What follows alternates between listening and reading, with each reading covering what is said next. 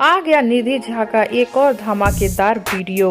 निधि झा अपने हर एक वीडियो से धमाका करती हैं। इसी बीच निधि झा का एक ये नया वीडियो आया है और ये वीडियो काफी धमाकेदार है।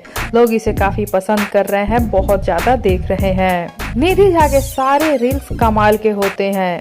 निधि झा हर अपने नए वीडियो के साथ एक नया धमाका करती हैं। इस वीडियो में निधि झा हम है पिया जी के पातर तिरियुआ पे डांस कर रही हैं। आप सब देख सकते हैं निधि झा कितनी खूबसूरत लग रही हैं। येलो कलर के ड्रेस में निधि झा और भी गोरी और प्यारी लग रही हैं। पीले कलर के कपड़े के साथ निधि झा चूड़ी, सिंदूर, बिंदी भी लगाई हुई हैं, जो निधि झा के सुंदरता में चार चांद लगा रहा है। और साथ ही ये भी देखिए कि निधि झा इस गाने पे कितना अच्छा डांस कर रही हैं, कितने एनर्जी के साथ डांस कर रही हैं। निधि झा के डांस का तो कोई जवाब ही नहीं है।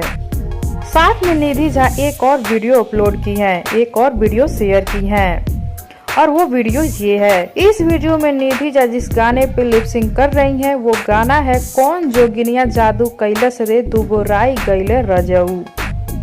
आप सब देख सकते हैं निधि झा कितना अच्छा लिपसिंग कर रही हैं। अभी यश कुमार मिश्रा और निधि झा साथ में नहीं है।